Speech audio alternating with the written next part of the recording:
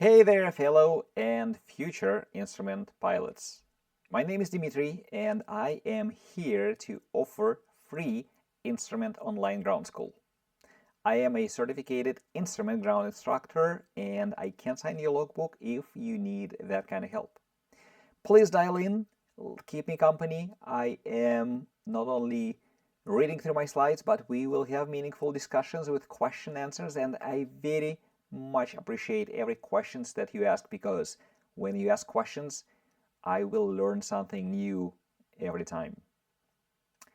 Please join me for my weekly ground school, and I will post those recordings online so that you can come back and review them at your own pace. And let's roll. Please continue to watch for this week's recording of my instrument online ground school. So, precision approach, what is it? Well, first of all, approach overall is a way to get down from above the clouds to the runway. The clouds can be as thin as 300 feet, but we don't see the runway, or we can spend the whole flight in IMC, but at the end, you are descending what's important from MVA, from minimal vectoring altitudes, where ATC can vector you, where you have Victor Airways, where you have published routes, and again, you can be vectored, and you need to descend through the clouds to the weather where you can visually land. So you're still expecting a visual landing at the end. Cat 3 aside, all of us will need some visibility. And throughout all that, the pilot is responsible for navigation. And this is kind of important aspect that often overlooked. While you are above MVAs, ATC's credentials and head is on the line, what still is your life, but they are responsible. While you descend below MVA with some exceptions, you're really, you own it. Precision approach. The formal ICAO definition of precision is in a Annex 10 or something, one of those super lengthy documents, but if you simplify it, it really comes down to the ground-based navigation.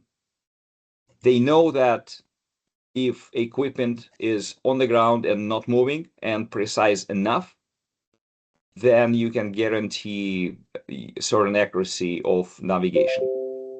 The only Dimitri, on a one, precision, are you guaranteed both vertical and lateral guidance? absolutely, yes, both vertical and lateral on each precision approach with a certain accuracy, and all that described in a ICAO annex.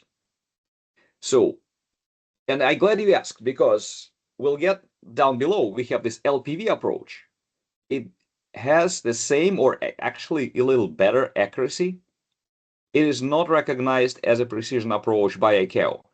And until 2023, ACS, the instrument ACS, spelled out LPV approach as acceptable for the check ride. Building these slides 3 days ago, a couple of weeks ago, I couldn't find that anymore.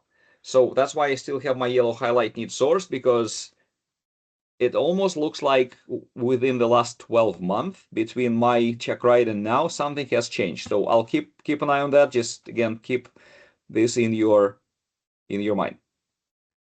So precision approach, formally there are three. ILS, which is all we love and know. We have two antennas on the ground. One is vertical guidance, one is lateral, and then the next two are really not something you'll probably ever fly. GLS is a ground-based augmentation system. We can probably find a couple airports where it's functional, but it's not available for general aviation, and we will hardly ever use it. And then precision approach radar is in existence, that takes a certain equipment at the airport and a qualifications of the controller to provide the service, and they are able to see you on the screen and give you very precise instructions, like start left turn, stop left turn, and by small increments, they'll keep you exactly on the glide path. And by the way, if you know where is the closest precision approach, and let's say you lose absolutely everything except your radio, you could maybe, well, like compass, of course, works. You could still survive with that kind of landing because all you need is a working radio for that PAR. Again, exotic. So GLS is, think of that similar as WAS with GPS, but the signals are sent from the ground. Now, the last but not least item, which we'll come back to later today, is the lighting system. ALS, approach lighting system, because just like this picture I just made suggests, you go through the clouds, you're still thousands of feet in the air, you are getting positive guidance from ILS, for example, and then you get down to a Tillamook and it's foggy and drizzly and it's kind of visibility. Maybe you have a couple miles, 3 miles, but you need some additional help. And that's where those approach lights that you see in Hillsboro on runway 13, for example, that's where they come in. So that is part of all the approach infrastructure. And we'll get back to that. So, Are you talking about Vasi, Dimitri? no. For the visual, this is what I'm talking about. When you drive to Intel on Evergreen and you go around that west end of the runway, you see those rabbits, the lights and the rabbits. That's what it looks like from the plane. And that's called approach lighting system, ALS. And in extreme low visibility conditions, that's your best guidance down to the ground. So that's part of the puzzle. Okay, let's start putting this puzzle together. So ILS approach plate, as an example, this is the Portland Hillsboro Airport, the one and only. And this, in the old days, of course, people had paper charts. They were nicely stacked. They were colored even, kind of to help them differentiate sections. Now it's all on ForeFlight, and David, when you'll qualify as VFR pilot, you'll get a ForeFlight on Air Force's expense. Nice little benefit of Civil Air Patrol. Okay, so approach plate. This is the one document that leads you to the ground. You have several sections that we'll talk about separately, and you have to be able to differentiate them. On the check ride, if someone throws in, so hey, on the approach plate, plan view, you know what they're talking about.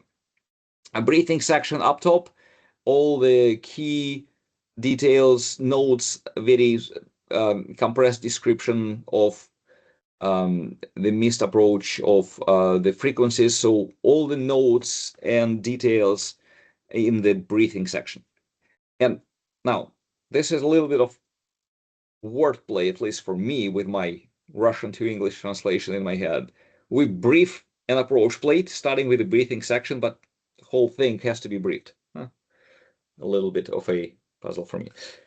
Next, plan view. That is simply a tops-down view, and that is drawn to scale. So looking from a, 10,000 feet down on the ground, if you'd see where those waypoints and VORs, etc. is, this is what we see, and exactly to scale.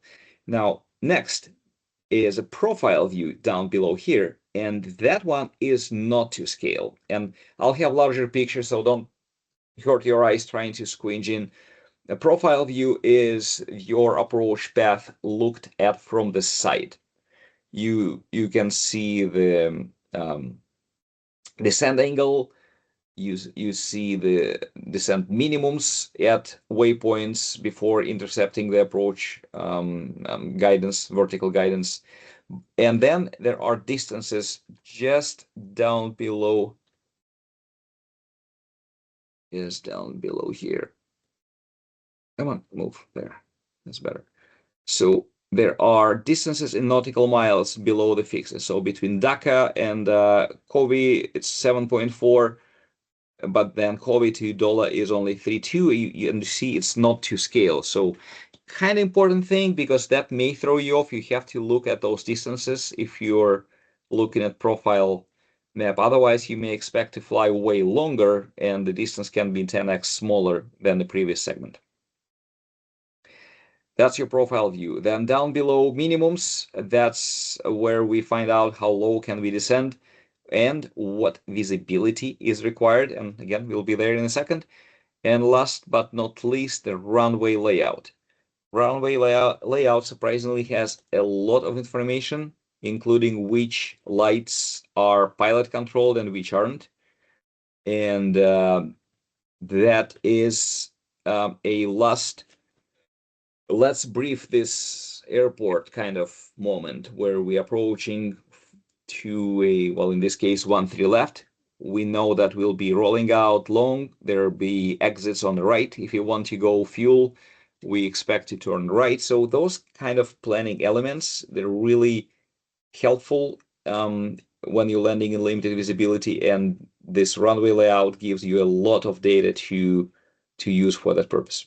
Okay, let me pause here. Now, I will dive into every section, so we go through this approach plate in more details, and then we'll kind of simulate flying this approach, and hopefully this will make sense. Does it mean that by the end of 2 hours you will become an expert in approach, precision approach? Probably not, but this should be a good start. Pausing for questions. Hey, one thing that stands out, Dimitri, I see in the top right, the missed approach procedure is to climb direct to the Newburgh VOR. So is this still a valid approach? I'm just curious. Good point. Yes, this is where some additional reading helped me. For example, take a VOR approach. You have to be on VOR guidance after the final approach fix. Same for ILS. You're flying this approach, you have to be on your approach guidance. Well, in this case, after the dollar. So the last 8-ish miles, you must be on the green needles. But up until that, outside of that final approach segment, from dollar to runway, that's called final approach segment. Outside of that, you're free to use certified capable GPS system. So back to this, flying the missed approach to Newburgh, the moment you go missed in RV12, hit the toggle button, it switches to pink needles, you're flying GPS. So long answer to your short question, but the shorter version would be, yes, it's legal because you're using that as a waypoint, not as a means for navigation. I didn't think about that, about actually flying it as a GPS waypoint rather than a VOR waypoint. Got it. Yep, exactly. But whatever approaches existed based on that VOR as the navigation source, those are not authorized, obviously. Okay, next. Let's go through that approach plate. Briefing section. What we have? Airport name and approach name. Definitely big deal. There have been more than one check ride fail where somebody pulls up a wrong plate because they had it open from last night, and they start breathing down, and it kind of looks similar, but it's the wrong airport. So that's where I would typically start. As you go through ILS, navigation frequency up in the left corner, 1107, you call it out, load that in the device. So that's important. Final approach course, it kind of asks, well, why do you need that? Because you'll be flying ILS anyway. Answer is general situational awareness. When you'll be routed to the final approach course, and for example, at some moment you get a turn of 100 degrees, you are within 30 of a final approach course. That means they will expect you to intercept that shortly. So that being generally aware of which way you'll be flying on a final approach course versus you're now, that gives you edge through situational awareness. A little bit of runway info. Again, last check. Obviously, anyone flying IMC into an airport would have briefed runway in full. How long, how high, etc. But again, it's all here. For me, I even find using approach plates in general for questions like this because they have a lot of useful info. Then notes, applicable notes, they don't want us to circle that small runway at night, for example. Makes sense. There are Costco right there and other places. Inop table doesn't apply to this localizer 1.3 write only. So that, again, that's not ILS if you're doing the localizer only approach and something is inoperable, then that's a conversation for another meeting. But I'll take note. Table lock only. So those are the notes. Available ALS. So I did show you the picture of the Mauser, and what they have here, each approach system has that code. The Mauser is A5, and they have a very small sketch of how it looks. So you know what you're expecting. Now, one useful tidbit on this is on the jumping forward slightly, every pictogram of a lighting aid, some of them are white background and others are inversed. This is one of the tricky questions. Play it on your IFR friends, show it to them, see if they know. I'll give you an answer. The white background, they're always on, and the inverse, they're pilot controlled. So on the same airport, we have a mix. Some of them you have to click to activate. Others are always on. Well, except that 31 left is just non-existent right now. I hope it's coming back. You said white background is always on lighting, Yeah. Dimitri? Yes, and the black background is pilot controlled. Got it. So just like that, this one is on a dark background, so that Mauser is pilot controlled, which immediately tells you you're flying low, you're getting low to the ground, 500 feet. Click that mic if you are after hours. Tower closes at 10. It's a Class E airport. And if you're flying low, you don't see the lights. Maybe you didn't click the microphone. We've had that recently with my student. So those notes. And then communication frequencies. You go through them, you preload. If you have a fancy G1000, you get them all in. Otherwise, at least you get your current approach and maybe the tower, whatever's next. Now, next favorite questions that will come up on your check ride and which are critical for figuring this puzzle out is this inverse T, also called trouble T's, and the inverse A. In short, what they give us is this airport somewhere in AFD has alternate takeoff minimums, and this airport, when you evaluate that as an alternate airport, that's a mix of words, that has a different requirements for an approach versus standard. And let me see, how do I keep this all together, assuming that you don't know how to pick an alternate airport yet.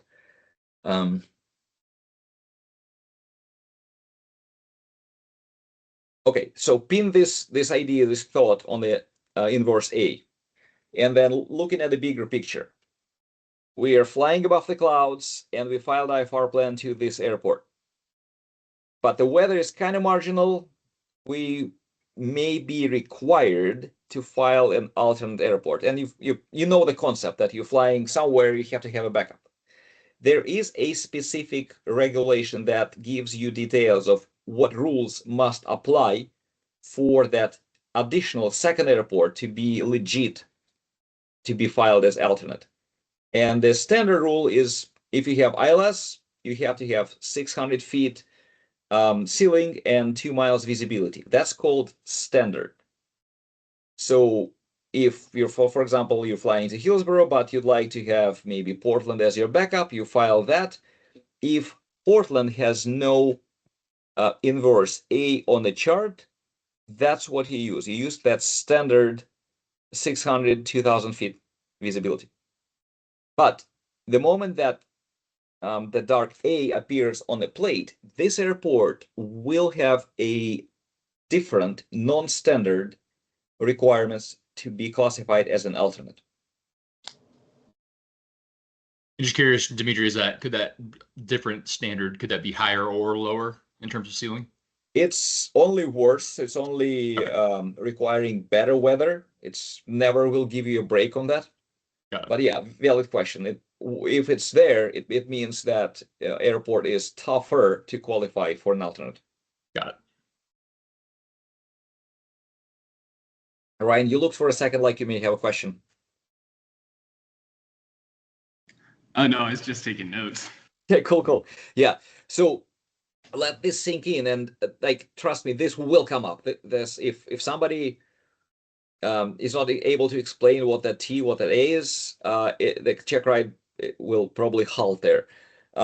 I will happily get back to that. In fact, I will need a whole separate slide. I'm taking myself a note because this is a good segue. Some students of mine, I know they will know this. Others will have no clue, but somehow I need to bring it all on the same level playing. So I'll pin this for now, otherwise we'll get stuck. But in short, T is non-standard takeoff minimums, and A is non-standard alternate airport minimums requirements. And again, maybe on the same, well, what is standard? For the takeoff minimums, the FARs, they specify 1 mile visibility for 2 engines and half-mile visibility for 3 engines or less. That's it. There is nothing else that's spelled for the takeoff requirements. No ceiling, for example, nothing else. But whenever that A appears, an airport can have climb gradient, can have additional ceiling requirements, and Hillsborough does because of all those hills that we have surrounding us. Okay, approach plate again, back to approach plate. We just gone through that briefing section. How are we doing on time? We still got time. Plan view, still looking at that ILS in Hillsborough Airport. Localizer frequency and Morse code, and you at some moment you realize that we had that on a previous section. Yes, a lot of information is duplicated, so each section by itself is almost a complete set of data, and much information is copied between the sections. Approach course, again, 1 to 8. Remember that same course that we had on the briefing section. Initial approach fix. You have to squinch in. Like how big is my slide format on your screens, guys? Is it readable? Can you make out this IAF in parentheses here? On my iPad, I can zoom it in. I don't know about the computers. Dave, how's your computer? Yeah, I'm good on my side. Okay, Ryan, you're good too? Yep, doing good. Please let me know if you're looking at this and like, oh my God, I can't see anything. Let me know, then I'll have to change something. But so squinch into that IAF. That's the important piece of the puzzle as well. IAF stands for initial approach fix. And then there is an IF acronym here that is intermediate fix. And they couldn't have picked different letters, of course, but both starts with I and with F, but mean whole different things. And we'll dive into those in very high level. In short, initial is just that. That's where approach starts. If you're flying a full approach, you start at initial. Intermediate is between initial and a final approach fix, so that's your kind of middle point. And the final approach fix is critical because you have to be on course, established, and stable before the final approach fix. Now, ATC can route us to any point on the approach, to any fix, to any point in between, but no later than a mile plus before the final approach fix. Knowing all those fixes really helps us to communicate with ATC. When we brief, we read through all IAFs IFs, and they have funny names like DACA, I guess. And from personal experience, we briefed with my instructor only those fixes that we were expecting to get. And then ATC says a word that we can't even recognize or spell. We end up finding that fix on the side because we had alternate instructions. Should we have read through that word, we would know how it sounds and where to look for that. So what I'm describing is that one of the reasons to brief this approach is to make yourself familiar with all the words and names on the plate. And yes, typical human being may not remember all 20 some, but when you hear that from ATC, it pops up. You're like, oh yeah, COVID, right, it's there. So and then you go and find it real quick. That's why we brief an approach. So COVID final approach fix, that's important. But by that moment, we have to be established, configured, landing checklist done, all ready to be just full focus on the course and on the glide path, because the ground is getting closer. In some instances, there are distances from the localizer. However, not in this case. That is an error. I take that back.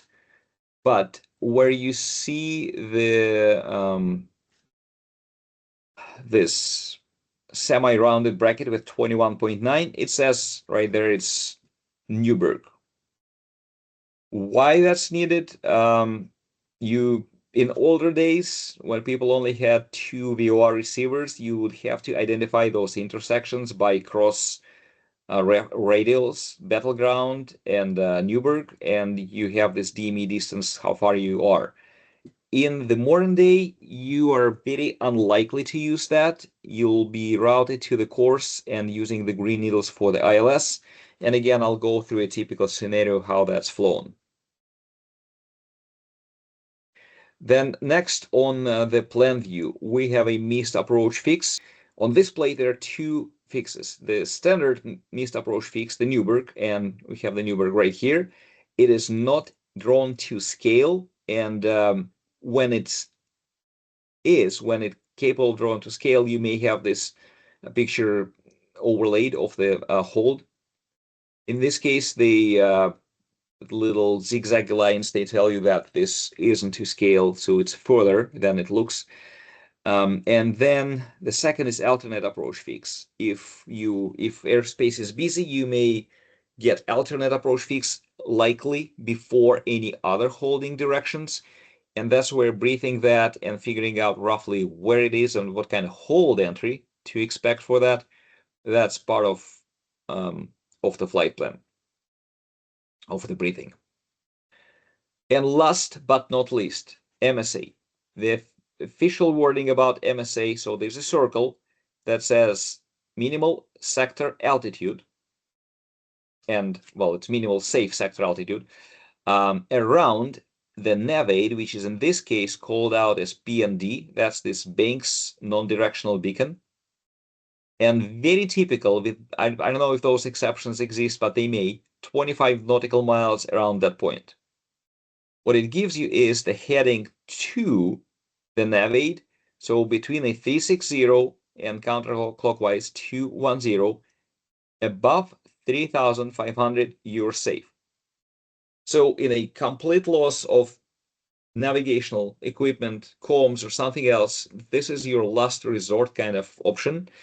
But otherwise, it is really not going to come and play on a real approach. I'll pass for questions. Squeeze a couple at me.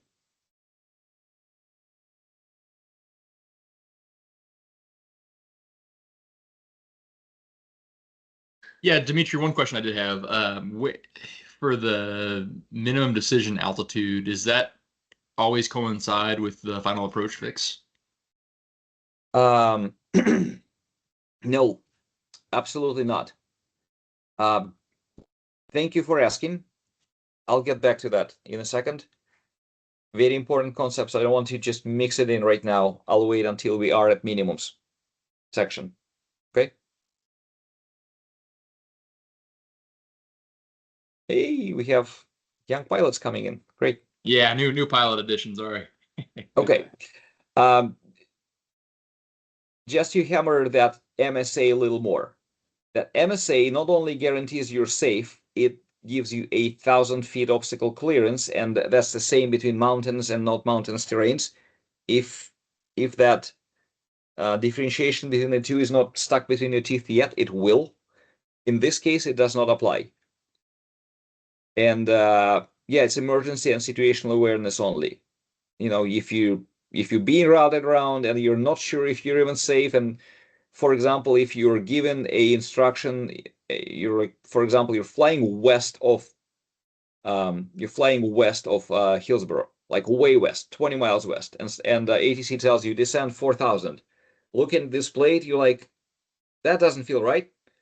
And I actually had that situation around Tillamook. I was told by ATC to descend into the ground. It's on my YouTube channel. It happens. They corrected themselves about 1 minute, 20 seconds later, during which I was looking at my map and saying, that makes no sense. I never descended. Yeah, happens. So situational awareness, big deal, will come up on your check ride as well. Okay, now minimums discussion is next, but before that, the profile view.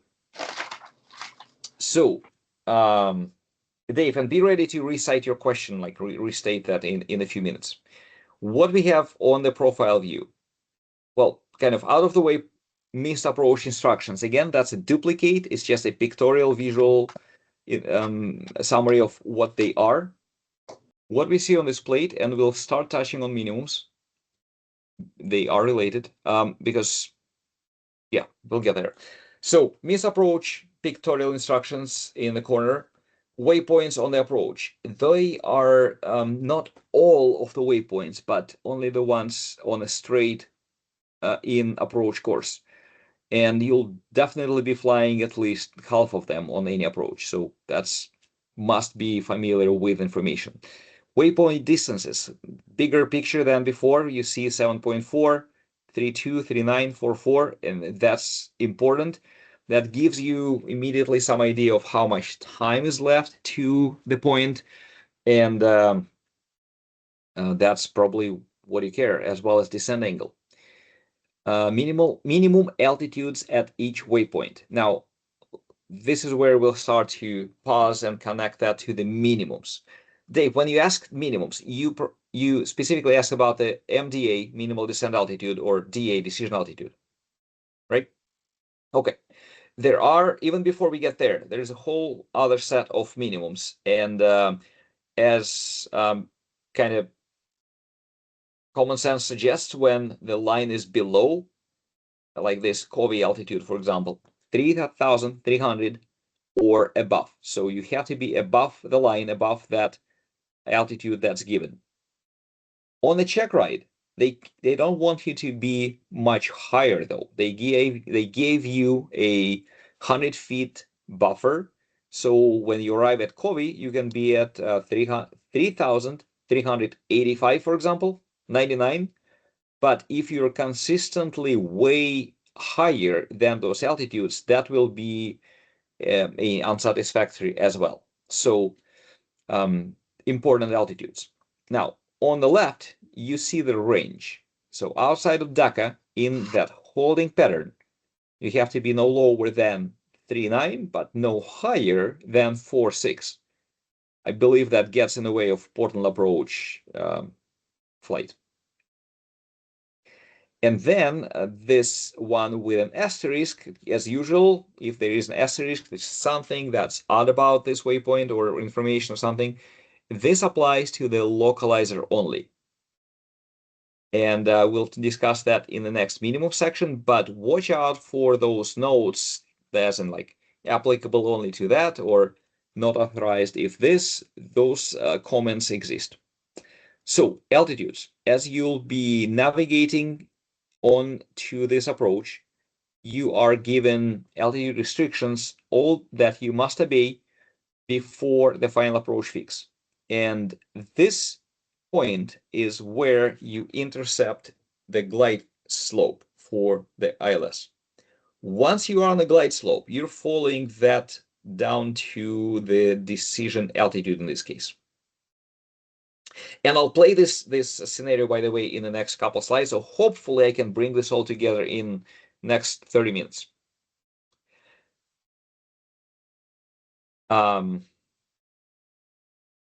Couple more and then pause for questions. So if anything is starting to not make sense, please bring it up. We're all here to learn, and this is the first official ever instrument lesson that I'm doing.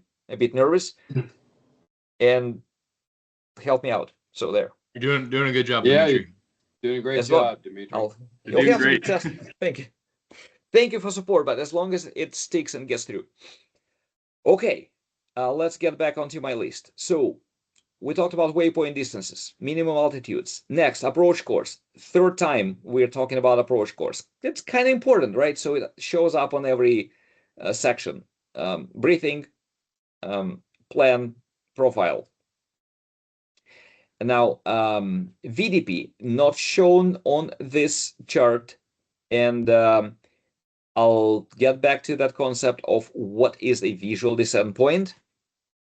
Again, will come up. In short, that is a pre-calculated, aligned with Pappis Vassis altitude that tells you that for a normal descent to landing, you have to be this far from the runway. In other words, if you are 300 feet away from the runway, still at pattern altitude, you're not landing. On your typical landing, when you are in the pattern, when you're turning final, you're probably somewhere in 500, 600 feet range. If you'll turn final too close and too high, very hard to land. VDP is just that visual descent point on some charts, gives you that information.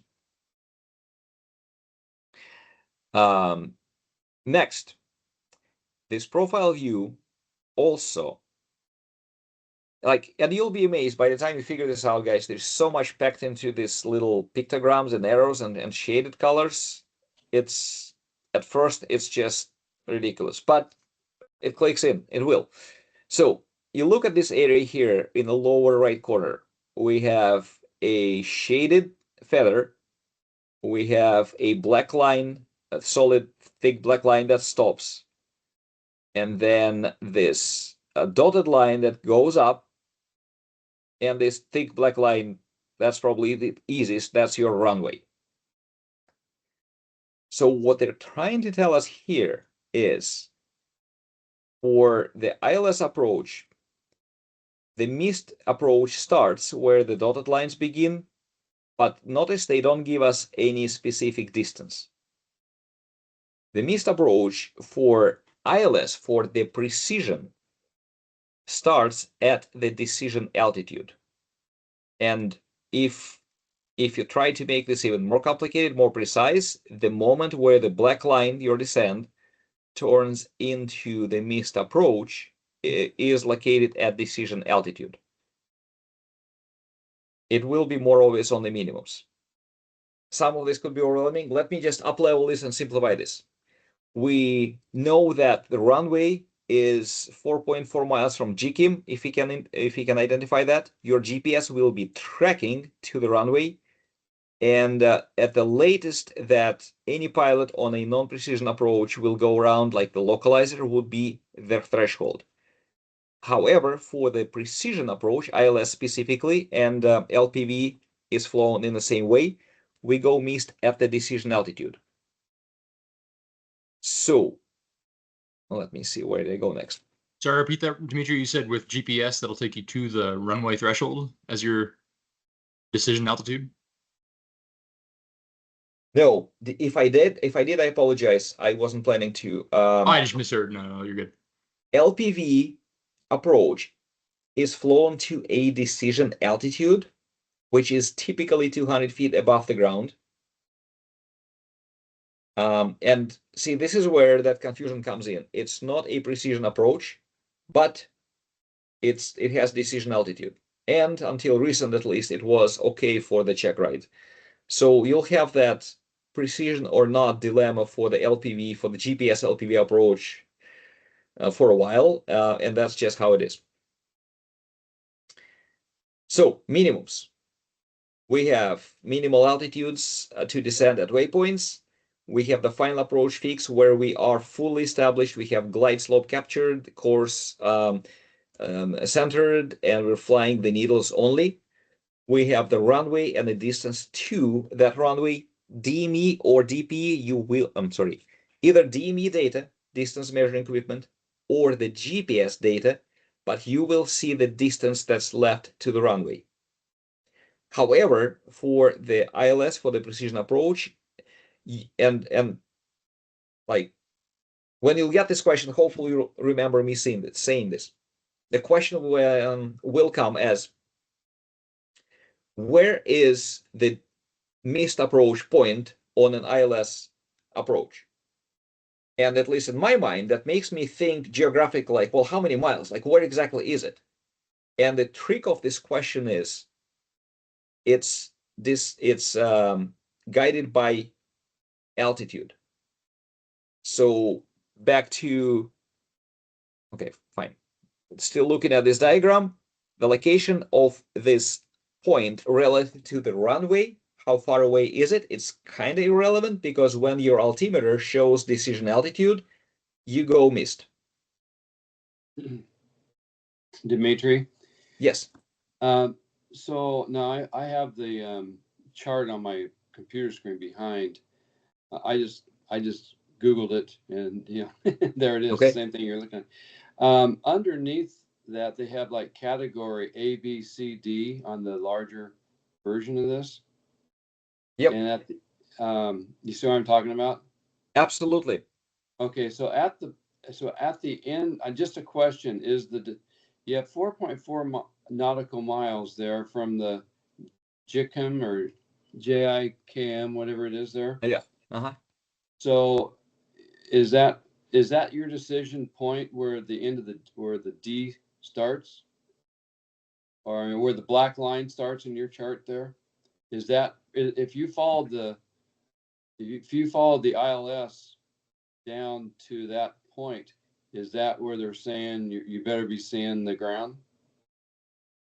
No, but thank you for asking this. So but let me just make sure I understand the question correctly. The categories A, B, C, D, that has to do with the speed of approach.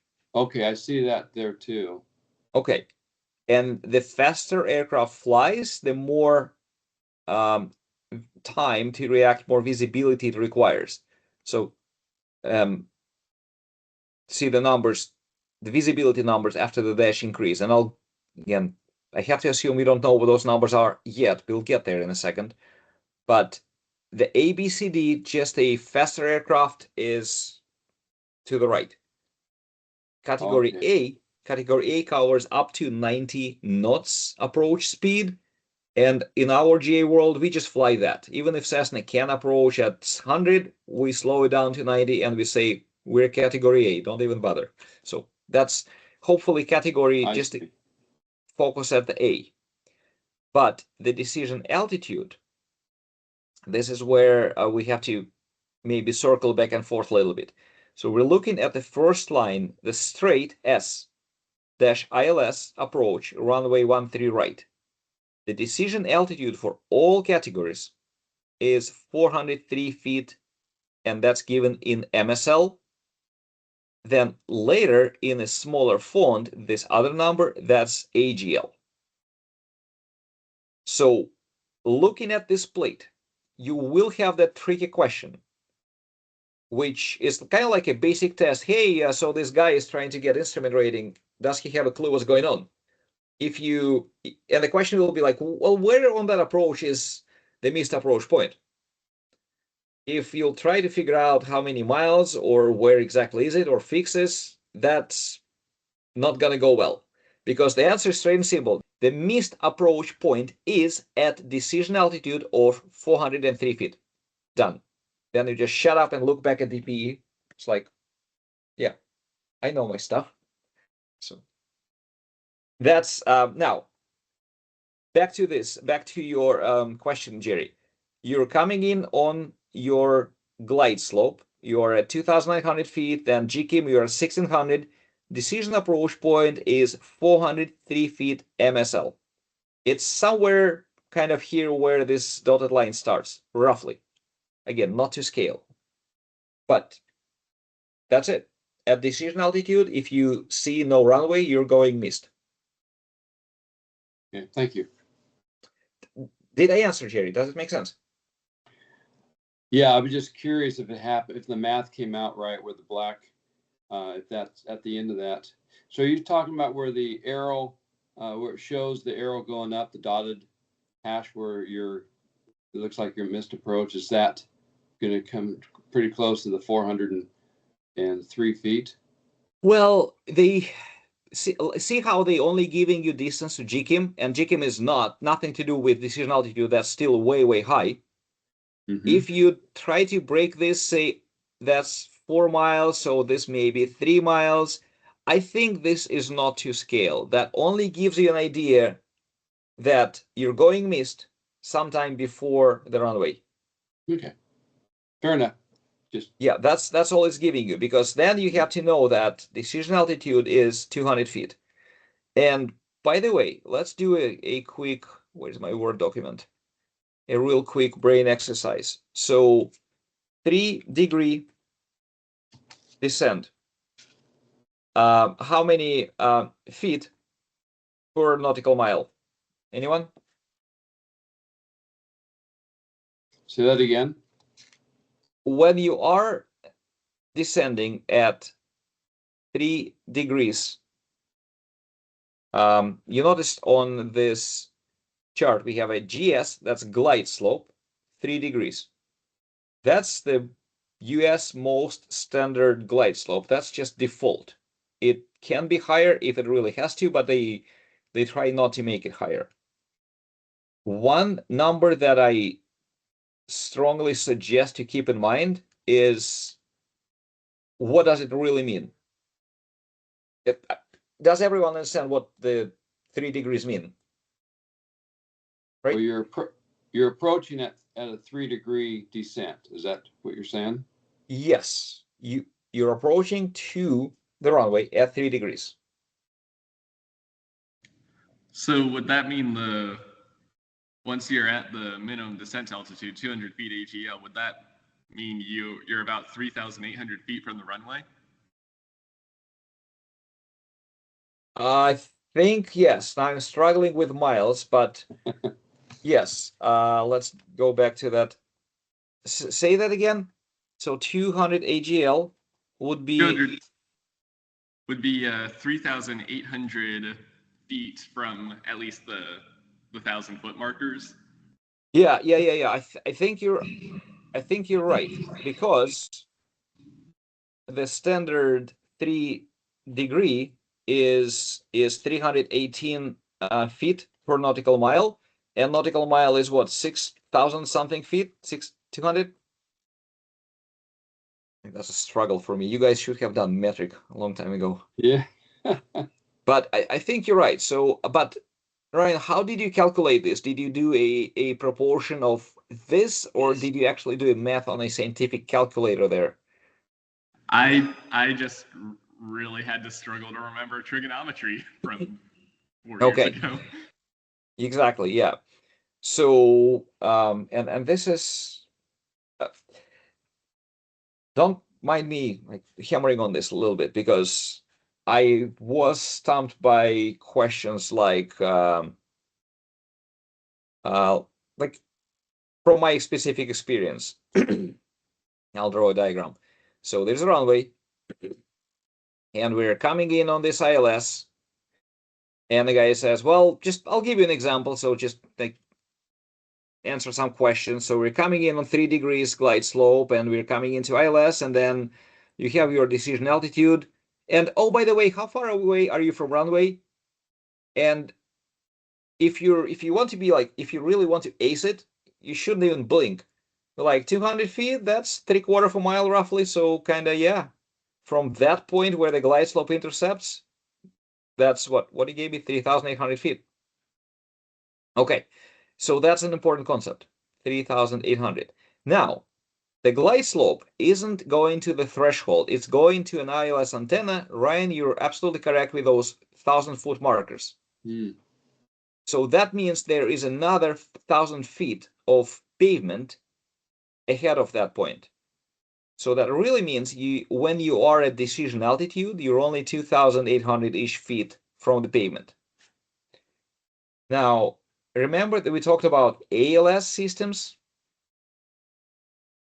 If you look at how long they are, and this wonderful document has all the drawings, the Mulser is 2,400 feet long. So flying Hillsborough, when you are at the decision altitude, you'll be sitting almost on top of the first sequenced flashing light for that rabbit. See how this comes down together? You're flying to DA, you have to decide yes or no. If you don't see the Mulser, that's right under you, like right there. It got to be so bad that you're really not landing. Now, we just spoke about that table. And if you're working on your Shepherd Air, you see that table of, there's your angle in degrees, feet per nautical mile, and there's your 318. If anything from this table, memorize this number, really helpful. And all this and many more, we spoke about that shaded area, this feather, there. This visual segment below the AMDA's clear of obstacles 34-to-1 slope. Now, I said 30-to-1, and none of you will be expected to remember exactly, but you better know where to find all those details.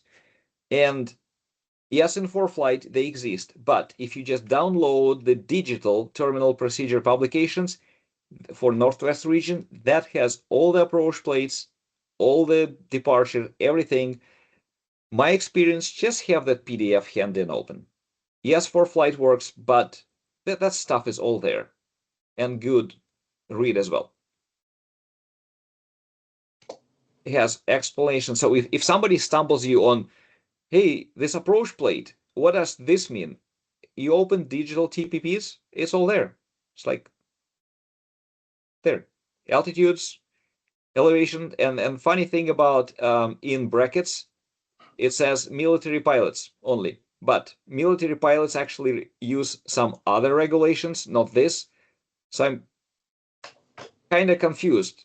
What's in parentheses, it's not applicable to civil pilots, but military pilots don't use this anyway. So somebody will ask you what's that in parentheses, just say that's not applicable to civil aviation and move on. Okay, back to this. Where was I?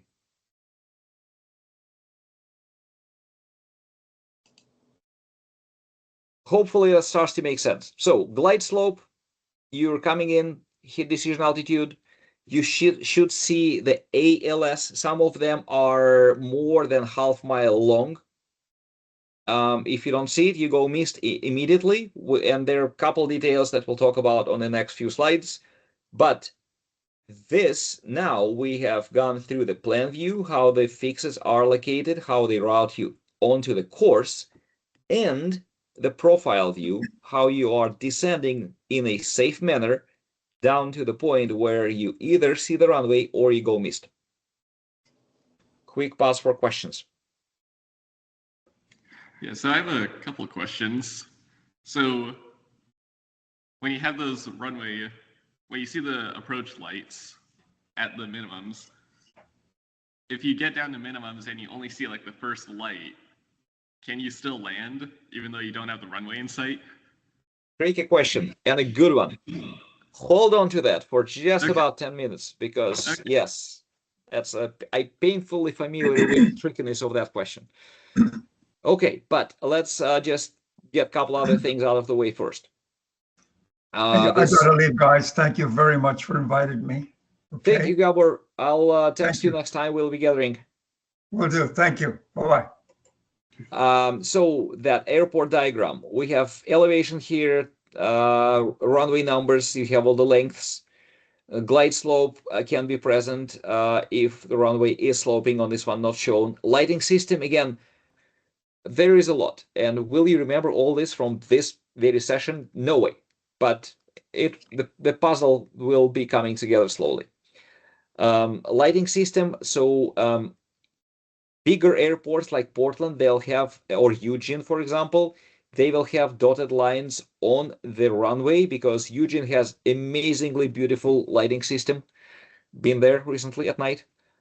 Visual glide slope indicators, well, the puppies or VASIS, and the other runway lighting, not just on the visual pictogram, but here.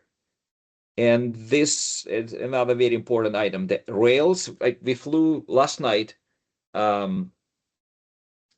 before last night, one day before, and the rails, like they are amazingly helpful. From just miles away, you see that flashing strobes on the runway. So Hillsborough, out of all the runways, they only have the flashing 2 lights on the runway 31 left rails. Then a high intensity, medium intensity. So all those acronyms, keep going through them. They need to start getting very familiar to you. And that out of the way, let's talk minimums. Ryan, I still want to hold your question a little longer until this next section, but let's go on the minimum section. This, I would say, probably the most impactful section. That jet that clipped wires crashed and burned in California a few months back, they just ignored it for some reason. Like, that's how people crash. And yeah, you have to be in the right spot, but being at the right altitude and going missed if conditions aren't met is very important. So let's drill through this. Approach categories already mentioned. A is up to 90 knots of the approach speed. And if airplane POH doesn't state approach speed, then you take a stall speed multiplied by 1.3, and that's the number that's used. B is, I believe, up to 120, and then C is higher, and so on. Then types of approaches available.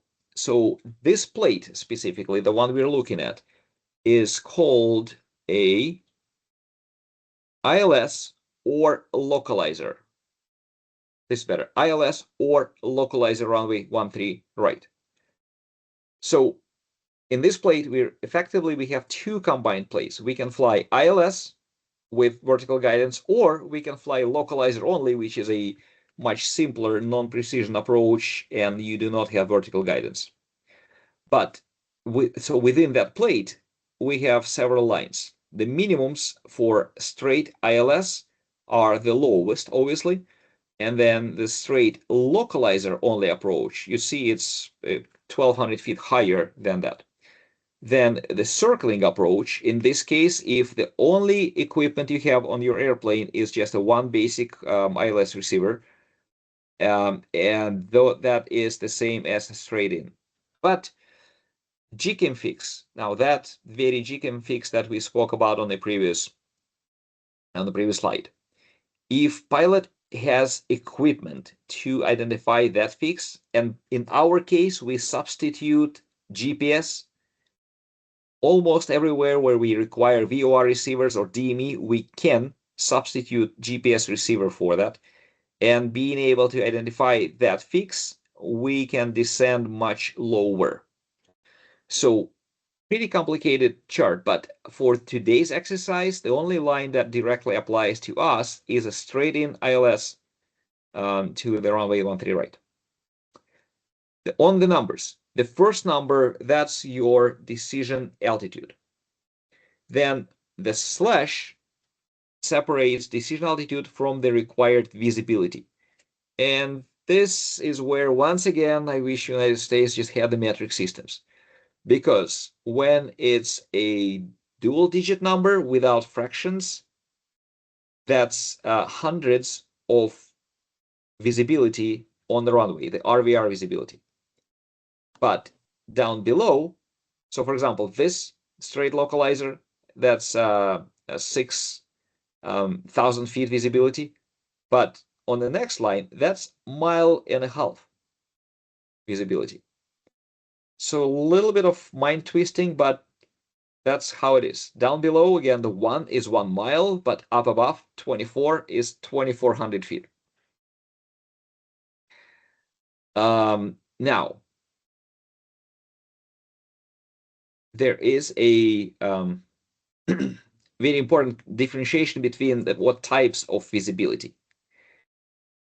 This one is a required flight visibility. So that's another question that you will be asked is, what are you seeing on this plate? And you say, well, for ILS, I see that decision altitude is 400 feet, and I must have 2,400 feet flight visibility. And the question may come just to confirm is this rote memorization, what we discussed earlier, or can you really correlate and understand? The question will be, well, but you spoke to Tower just now, they said visibility on the ground is 300 feet. What do you do? And without blinking, you should say, I don't care. My flight visibility, if my flight visibility is above 2,400, I'm good. And now let me try to bring this back to the picture of the Mulser that I shown. Remember how long was the Mulser from the first rabbit to the end?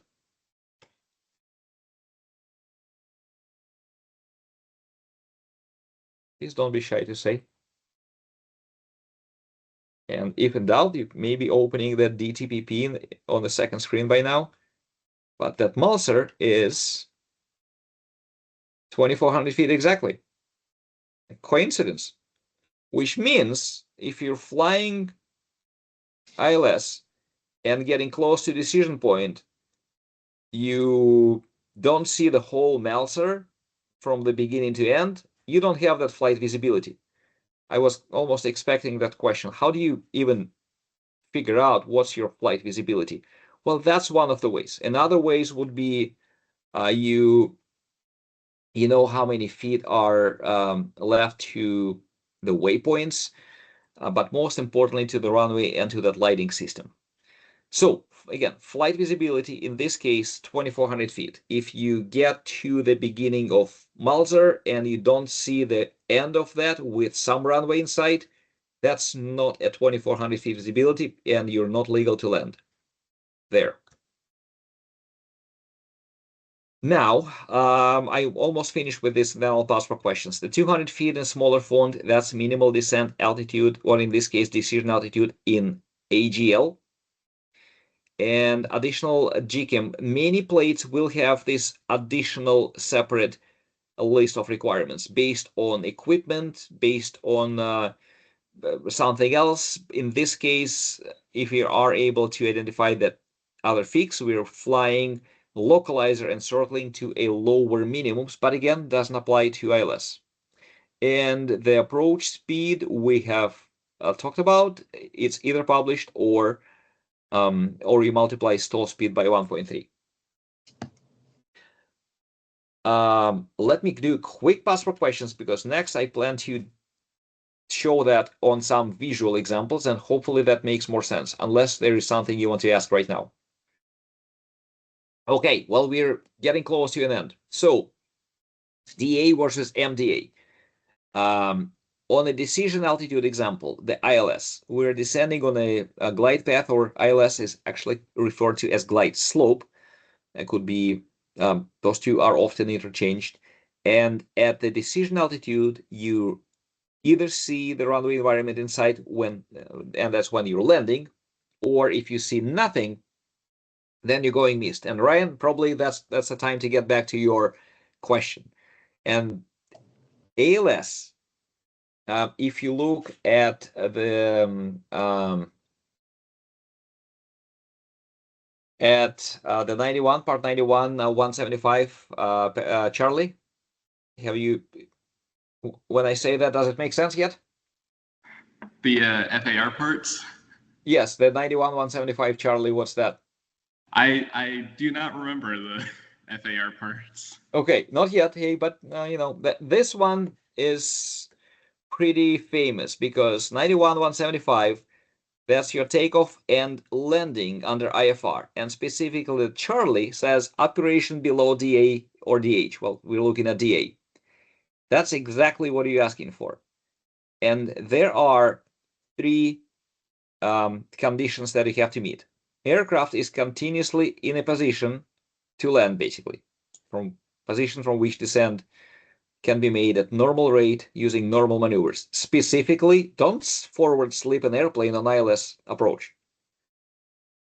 Not gonna work, right? Or any other approach. So if you find yourself needing to slip to make that runway, that's not a stabilized approach. That's not good. Then next, the flight visibility, and this is critical. Some requirements are tied to the ground visibility, like the visual approach, for example. But this one is very specific about the flight, and then prescribed in the standard instrument approach being used. So that plate we looked at, that number is critical. If that's not met by the conditions you're flying in, you're not landing. You're not legal to land, at least. And now, for the visual references, you have to have any of the necessary visual references down below. And there are total 10 of them. But this one, the approach lighting system, that has a big caveat on it. Because the pilot, and I wish they just said it simpler, but really what you do is you see the white portions of ALS, you can drop 100 feet AGL. The way we say that is except that the pilot may not descend below 100 feet above touchdown zone elevation using approach lights as a reference unless the red terminating bars or the red side row bars are visible. So the red bars, again going back to the DTPP, they are at the very end. Where is it? Are you talking about the runway end identifiers? No. No. The Mulser is not a good example because it doesn't have that. But this category 1 ALSF, that thing is 3,000 feet long. You see sequenced flashing lights, well, they're just white. Then there's more white here. But then the red terminating bars are at the very end. So as you're flying towards the lighting system and you only see the white portions here, that is giving you another 100 feet of descent. And that's like splitting hairs. In real life, like, oh, wow.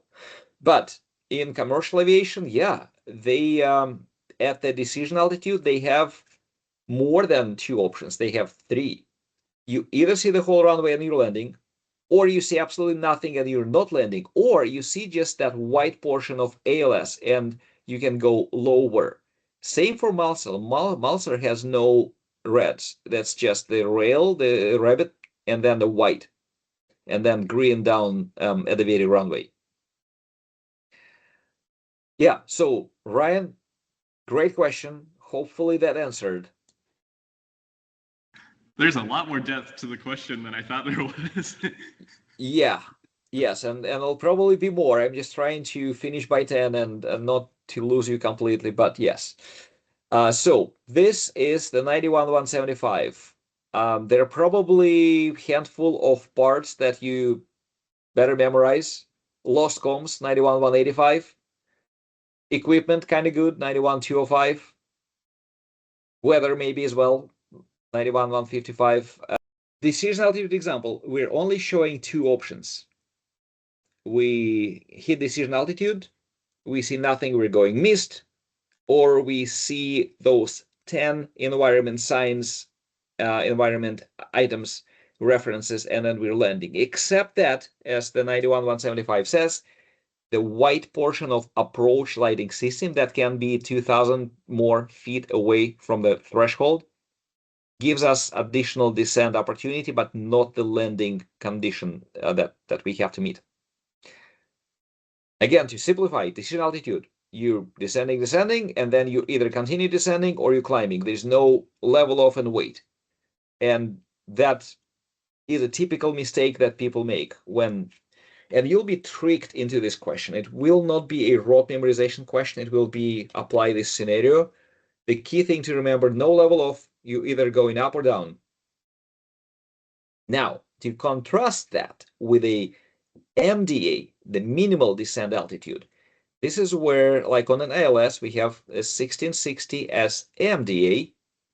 You drop down to that however early you want to, past final approach fix, and you chug along at that altitude until the missed approach point. You see how how I have a different, the missed approach point, it's an actual point in on the ground versus decision altitude. It's not a point, it's an altitude. So for that, and we'll go into non-precision later, but there is a defined point that's different for different approaches. At that point, you have to make that determination. Do you have runway in sight, you're landing, or none, and then you're going missed? This is where I'm pausing for questions. You guys are survived the longest.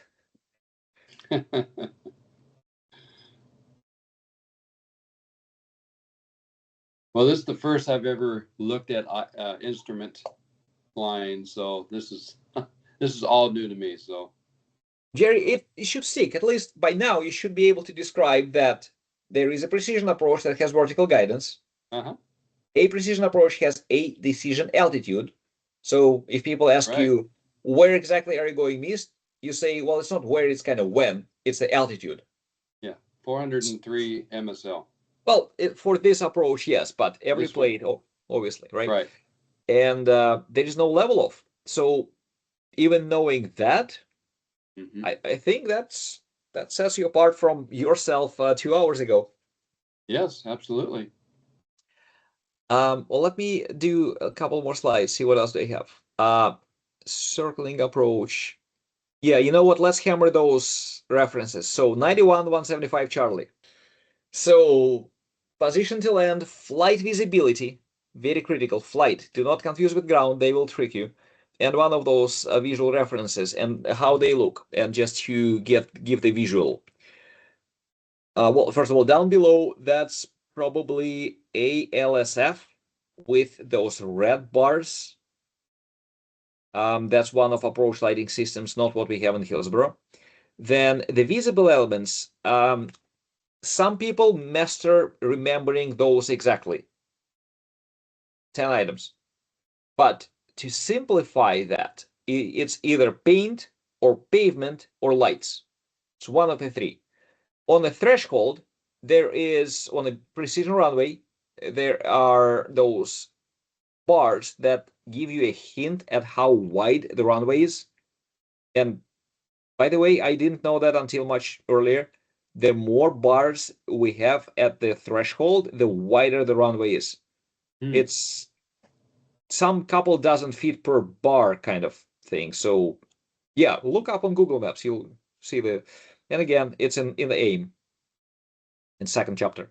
Then touchdown zone on ILS on a precision runway, they are required to have a lot more of the lights and markings.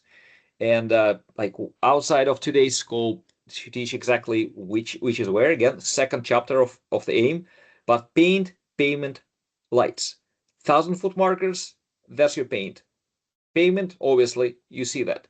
Then the lights, depending on the airport, you can have those huge bright light rows on both sides of the center line. The center line can be lighted. Anything counts as an element. Then the runway itself, the HIRL is, for example, high intensity runway edge light. So all throughout the edge, you have those lights, even in Twinox, and that's one of them. Others, VASI, the visual glide slope indicators, VASIs, PAPIs, they count. That's one of them. Then the rails, the flashing strobes at the end of the runway. And then the ALS itself is that with a big caveat of white color doesn't allow you to land, it allows you to descend more.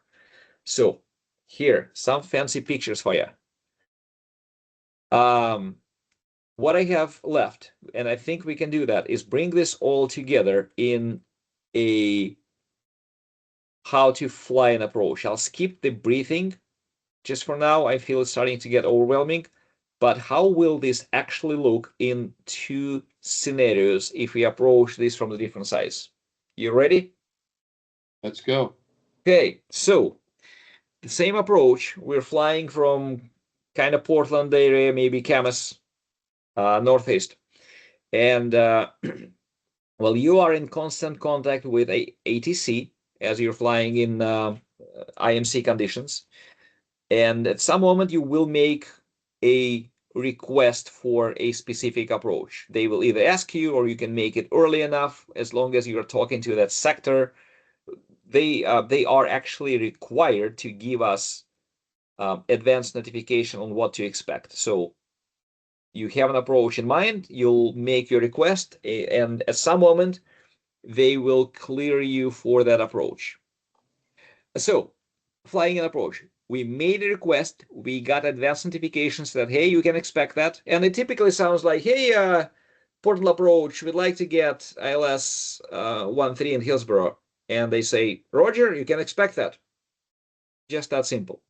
Then, somewhere in the battleground vicinity, they will clear you for the full approach. November 76, Foxtrot Alpha, you're 5 miles east of Duffy. Proceed direct Duffy, maintain 5,000 until established, clear ILS 13 Hillsboro. And if you think I'm speaking fast, they will speak faster, obviously. However, there is a magic word which is in the pilot controller glossary. Speak slow. Say again. No, not that. You can say, speak slow, say again, and they have to repeat slower. Literally. Speak slow is there. So, yeah, use it. Now, PTAC.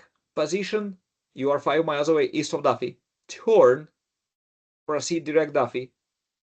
Altitude, maintain 5,000, and cleared ILS Hillsboro. PTAC, worth memorizing. I'll have a slide added on that separately. Now, then you get to the next point. At when you hit that initial approach fix Duffy, you're flying an DME arc. And this is a little outside of today's lesson because we're doing this first before we talked about the DME arcs. But you'll have to fly this arc, which is a short, but still, if you're flying GPS, it will fly it for you. No big deal. But if you're flying it by hand for a check ride, which you will have to learn, if you fly with me or someone else, we'll talk about that separately. Next, at point 3, you are turning inbound and intercepting the approach course. So all the way to this point, you couldn't have even used ILS for navigation. You have to use alternate means. And in real world, real life today, you are using GPS. Once you're established on the course, at 4, the final approach fix Covey, you are intercepting. Sorry, I think I screwed this up. DOLA is final approach fix. It's small even on my screen. Going back. Final approach fix is DOLA. That's why you have plate in front of you, not in your memory. So Covey is the fix before the final that gives you the okay to descend, and then you intercept the glide slope at DOLA. And this is your final approach fix. Again, the profile view will tell you exactly which fix is what. On the plan view, it'd be difficult. But from that point on, you fly that localizer plus glide slope. Now, at any moment, if you lose guidance of that localizer or glide slope, let's say just the instruments go blank, you're going missed. If at any moment you get deviated from those glide slope or localizer too far, which is more than 3/4 deflection, you have to go missed. If you deviate and do not go missed, you clip the wires and crash the jet into the neighborhood. That happens, obviously. So there is one example. Now, another one. See, this is where I added the profile view to make it easier. If you are intercepting the same approach course from the west, they'll probably route you to a different approach point. In this case, they could route you to Dhaka, and this is where we have to talk about. This is hard. There's so much. Okay. Slightly outside, of course, of this lesson, but you will have to do those procedure turns in certain examples. So today I wanted to give you the basic. This is roughly how you get from en route to the landing, but then we'll have to fill in the missing details. One of them is the hold in lieu of procedure turn. When do you have to do that? When you are not allowed to do that, and how to get yourself out of even doing that. And the answer is pretty simple. Just ask. If you ask approach for, hey, can we get direct straight in into the runway without the turn, they can clear you for that. Now, in this case, you're flying west, you clear direct Dhaka. Once you are at Dhaka, you have to go and do the turn. And once you establish the turn, this is your altitude restriction, 3,900. Because you are on an approach in a turn. I think this slide just never got finished. Then next, once inbound, past Dhaka, duck. Descend. So is this where you're entering into that racetrack? Exactly. Yes, that hold in lieu of procedure turn, the HILPT. That's racetrack hold that you don't have to stay there for long unless you have to. But at the minimum, you can reverse your direction and align yourself straight in.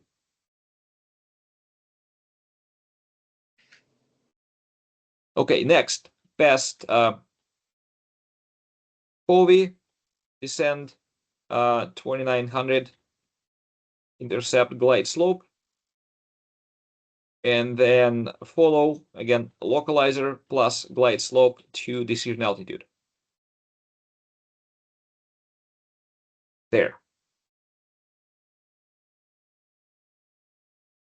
Now, yet another example, just to give you more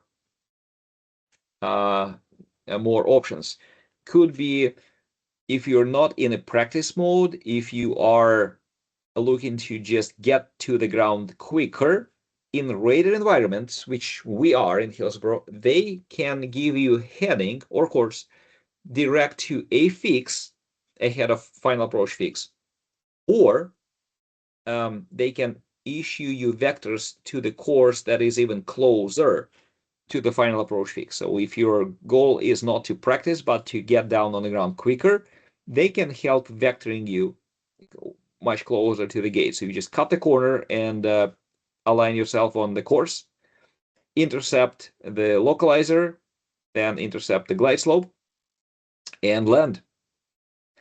There is such a term that's called the gate. And its gate is pointer options, laser. So that gate is a point 1 nautical mile away from final approach fix, ahead of the final approach fix, but not closer than 5 miles away to the landing threshold. In some situations, that could be a limitation, but mostly final approach fix itself is at least 5 miles away. So when you hear, and if you'll be listening for live ATC and somebody is asking, can we get routed to the gate? That's what they mean. It's just this non-marked point that is 1 nautical mile away from final approach fix. And another limitation they have is they can't route you at more than 30 degrees, no matter what. And if it's super close, in some cases, then 20 degrees.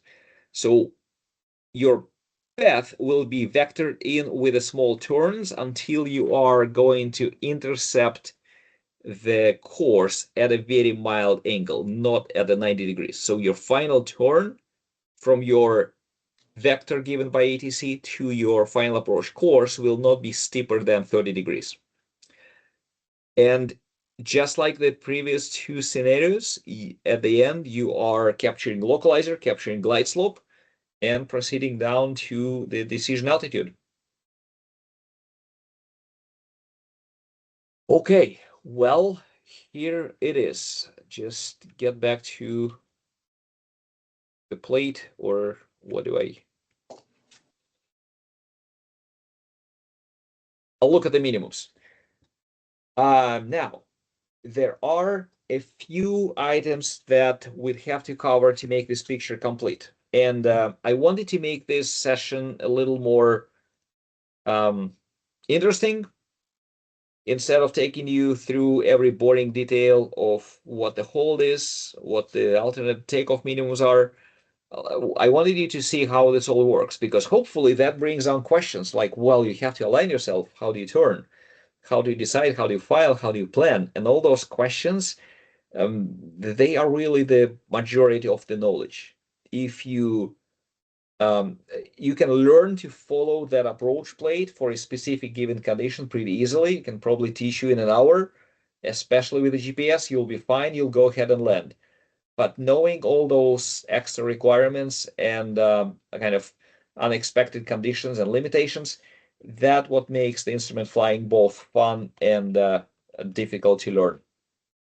And I'll be happy to help. So that's all I had for today. Let's just discuss anything that made sense, didn't make sense, and whatever else I can answer or even teach in addition to this. Well, you threw a lot out there. It's been very, very educational and eye-opening to me. It's kind of encouraged me to maybe go a little farther with instrument flying. Even as a VFR pilot, understanding these approaches and what they mean and the plates could actually, save my bacon sometime. At least understanding, what all these extra fixes are that I didn't really understand before. COVI and all these, DUCA and all this. Yeah, you're right. You're right, Jerry. And if somehow you find yourself in a pinch in absolute total clouds, if you at least know how to use instruments, even if you're not rated, that can really save you. Now, I hope you'll never be in that situation, but it's a good learning to have. Yeah. Yeah, I can see even as VFR pilot, practicing and understanding this and try piloting using the pilotage to fly those. It's an extra tool in the toolbox. Absolutely. Plus, I enjoy flying instruments a lot more. Actually, it's make this game a lot more entertaining. So hopefully you'll find it too. Mm-hmm. Ryan, are things starting to make sense? Oh yeah, this is great. Ryan looks like he's ready.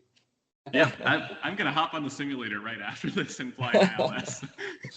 Yeah, because that's how I started, by the way. I realized let's just go play with it. Get X-plane up and running and get approach plate. You know enough to be dangerous. You load the frequency. You move yourself to approach fix. Like, oh, the needle center. How cool. And yeah, just play with this. When you get hands-on, you start to come to those questions yourself. That well, I have to intercept glide slope. Where and which altitude do I have to be at? Because I'm not seeing it, right? And then turns out on this final approach fix, need a better mouse. This is called a glide slope intercept altitude. So if you are exactly at this fix, exactly at this altitude, your needle got to be centered. If it's not, you have a problem. Yep. But the previous fixes, If you are at Kobe at 3,300, same deal. In this holding pattern, if you chug along 3,900 from far out towards Dhaka, at Dhaka, very likely 3,900, you'll intercept that as well. So looking at that chart, you can go play that X-plane and have a lot of fun. Mm-hmm. And by the way, the 4-flight, if you have it, it syncs with X-plane. Oh yeah. Huh. You figured that out? Okay. Yep. I actually use Infinite Flight on my iPad. Yeah, nice. Yep. Yeah. I'll have to try that. 4-flight should also work. Yeah, it does. There's like, I think you don't even have to do anything. My X-plane, it just, there's a checkbox that yes, do this, broadcast to the network, and then you connect iPad to the same Wi-Fi, and it just works. Yep. Good to know. I haven't done that, but I have X-Plane 12, so Yeah, that's what I use. I'll have to try that Yeah, and then like next rainy day. take that. Well, you just you pick your rainy day yourself in the simulator. That's what's cool about it. But go try that 1-3 in Hillsboro. Set the minimums 200 feet AGL, and then you'll be surprised how quick that happens in the last 200 feet of altitude. Very good. Well, gentlemen, thank you for coming here, letting me practice. For me, huge help. You know, I need to roll this many more times before I'll take my own check ride. So if you're ready to do this more, let's do this.